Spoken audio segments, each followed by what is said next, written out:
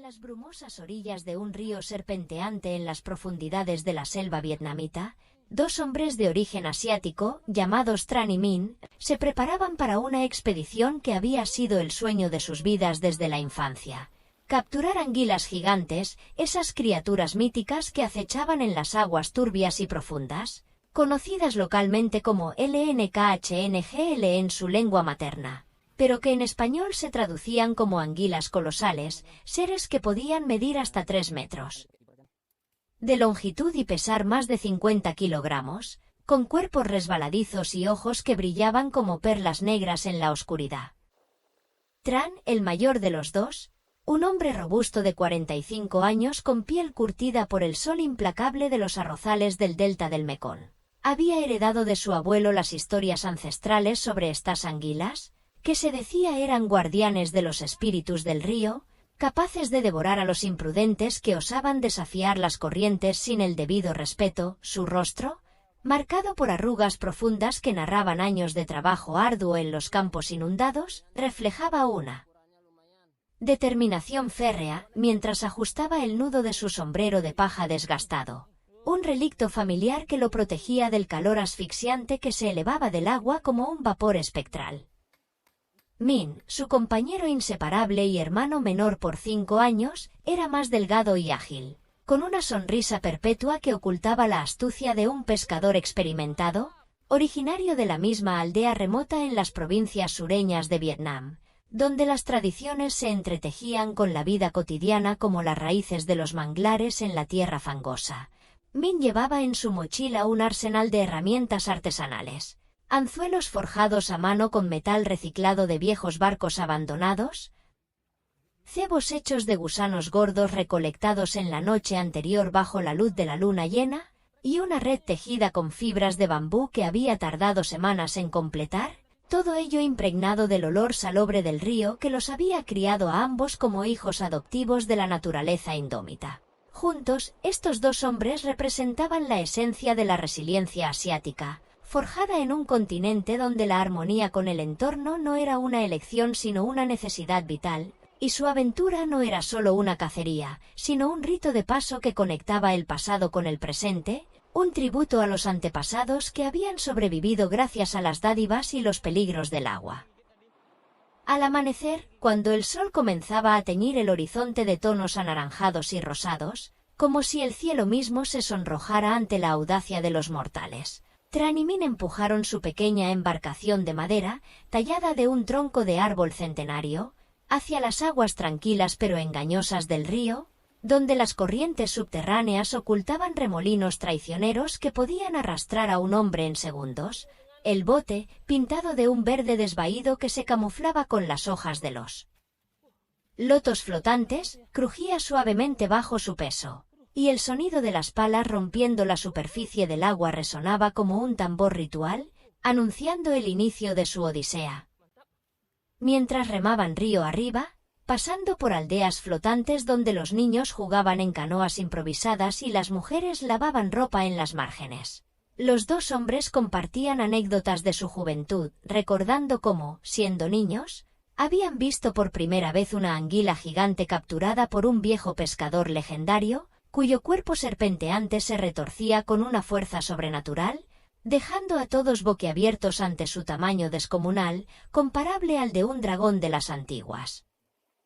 leyendas vietnamitas que hablaban de espíritus acuáticos protegiendo tesoros sumergidos. Tran, con voz grave y pausada, narraba cómo su abuelo le había enseñado los secretos de la pesca, la importancia de la paciencia, esa virtud asiática que se cultivaba como el arroz en los padies, esperando horas, días incluso, para que la anguila mordiera el anzuelo. Explicaba que estas criaturas no eran meros peces, sino depredadores astutos que se alimentaban de todo lo que caía en su dominio, desde cangrejos hasta aves desprevenidas, y que su piel viscosa, cubierta de una mucosidad protectora que las hacía casi imposibles de agarrar, era un mecanismo evolutivo perfeccionado a lo largo de milenios en los ecosistemas fluviales de Asia sudoriental. Minh, por su parte, agregaba toques de humor, imitando el movimiento ondulante de las anguilas con gestos exagerados que hacían reír a su hermano. aliviando la tensión que se acumulaba en el aire húmedo y cargado de insectos zumbadores. Recordaba cómo en su aldea las anguilas gigantes eran consideradas un manjar, cocinadas en sopas picantes con hierbas locales como el lemongrass y el jengibre, pero también un símbolo de prosperidad, ya que capturar una significaba buena fortuna para la familia. Por todo un año. A medida que avanzaban, el río se estrechaba, flanqueado por densas junglas donde monos gritaban desde las copas de los árboles y pájaros exóticos desplegaban plumajes iridiscentes, creando un tapiz vivo que contrastaba con la quietud aparente del agua. Aquí, en estas regiones remotas, las anguilas gigantes proliferaban gracias a la abundancia de nutrientes arrastrados por las lluvias monzónicas, que fertilizaban el lecho del río con sedimentos ricos, permitiendo que estas bestias crecieran a proporciones míticas, alimentadas por un ciclo ecológico que los hombres como Tran y Min respetaban profundamente, sabiendo que su interferencia debía ser mínima para no alterar el equilibrio natural.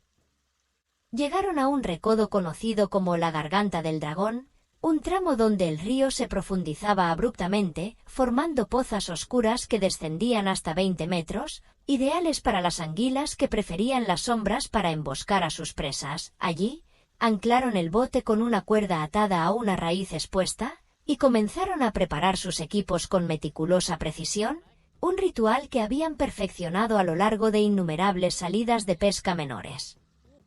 Tran desenrolló la caña, una vara flexible de bambú reforzada con alambre, y ató el anzuelo con un nudo doble, mientras Min esparcía el cebo en el agua para atraer a las criaturas menores que, a su vez, llamarían la atención de las anguilas. El olor del cebo, una mezcla de carne putrefacta y gusanos vivos, se difundía en el aire, atrayendo a enjambres de mosquitos que los hombres ahuyentaban con palmadas expertas, sin distraerse de su objetivo.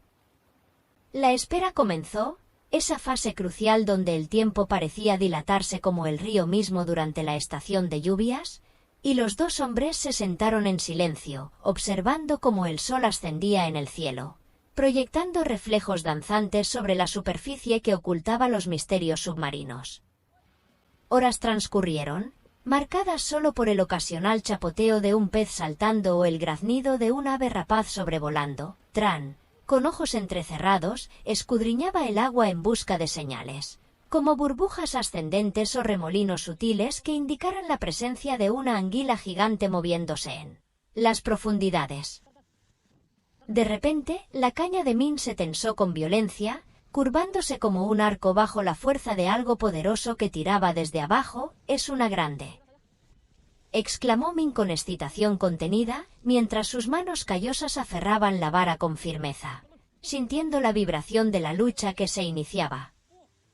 Tran se levantó de un salto, ayudando a su hermano a enrollar el sedal, un proceso que requería coordinación perfecta, ya que las anguilas eran maestras en el escape, retorciéndose y girando para liberarse de los anzuelos.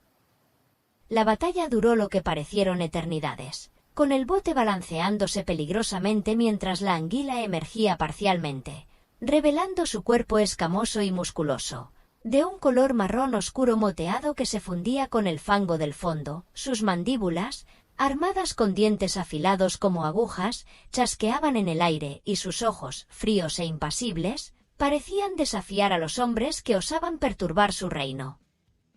Con un esfuerzo conjunto, Tran y Min lograron subirla al bote, donde se retorció furiosamente, cubriendo todo con su mucosidad resbaladiza, midiendo casi 2,5 metros. Era un espécimen magnífico, un trofeo que honraba su herencia asiática de cazadores y recolectores que vivían en simbiosis con la naturaleza. Pero su aventura no terminaba allí. Sabiendo que las anguilas gigantes a menudo viajan en parejas o grupos pequeños, decidieron continuar, navegando más allá de la garganta hacia zonas aún más remotas, donde las leyendas hablaban de ejemplares legendarios que superaban los 3 metros, guardianes de cuevas subacuáticas llenas de tesoros perdidos de antiguas civilizaciones vietnamitas. A lo largo del día, capturaron otras 2, cada una presentando desafíos únicos. Una se enredó en las raíces sumergidas, requiriendo que Min buceara para liberarla. arriesgando su vida en las aguas opacas donde cocodrilos acechaban. La otra, más astuta, fingió debilidad antes de la...